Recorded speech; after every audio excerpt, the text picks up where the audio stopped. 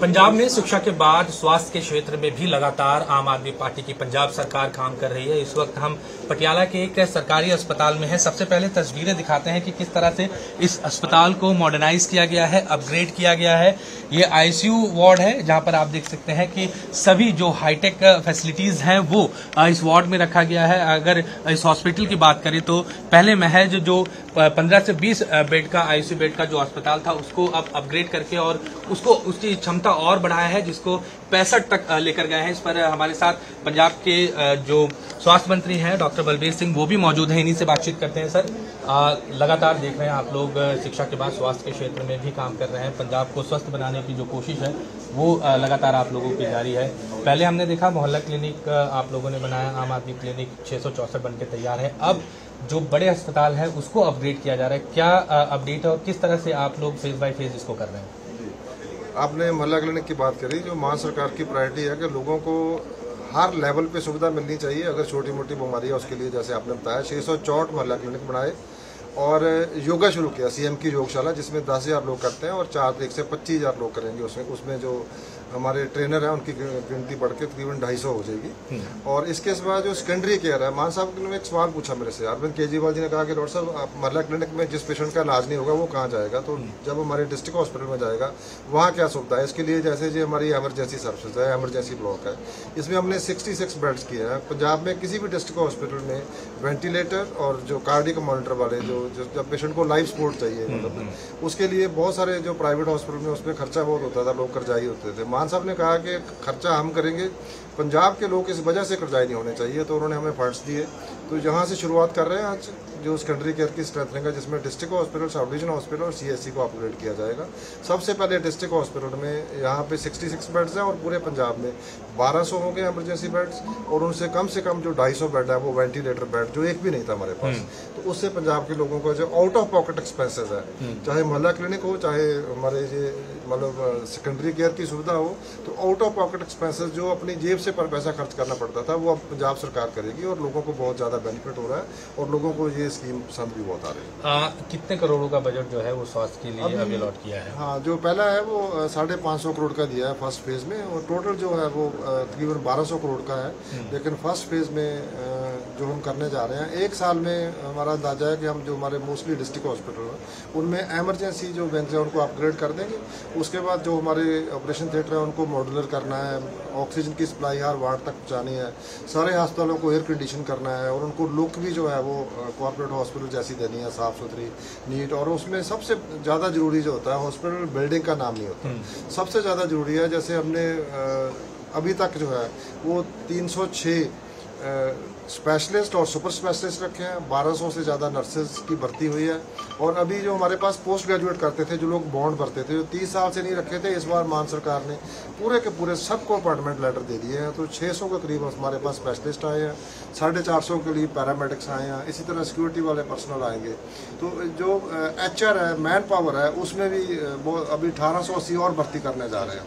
कुल मिला के 7000 लोगों को हेल्थ सेक्टर में जॉब भी मिलेगी, गेनफुल एम्प्लॉयमेंट मिलेगी और लोगों को सुविधा मिलेगी। सर, अगर इस आईसीयू की बात करें तो क्या क्या इक्विपमेंट है? क्योंकि हम देखते हैं कि प्राइवेट हॉस्पिटल में काफी एडवांस इक्विपमेंट लगे, तो क्या उसी तरह का एडवांस इक्विपमेंट जो है वो इन हॉस्पिटल्स में और इस खासकर इस आईसीयू वार्ड की बात करें तो वो लगा हुआ है? डॉक्टर सुधीर है जी मेरे साथ, जो मेरे एडवाइजर हैं, डॉक्टर जोगी हैं और हमारे सिविल सर्जन है। इसका रिमोट कहाँ है? तो साफ तौर पर इसको टेस्ट करके भी देख रहे हैं।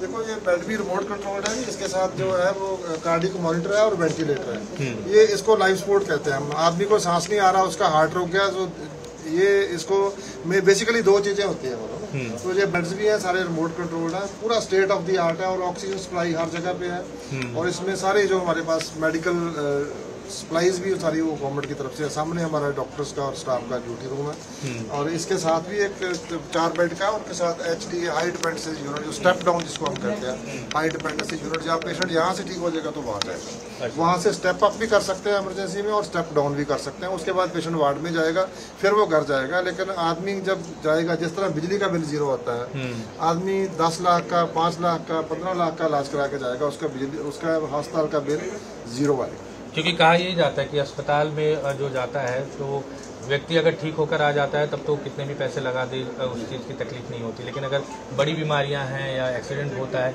ऐसे में इंसान जो है वो आर्थिक रूप से भी टूट जाता है।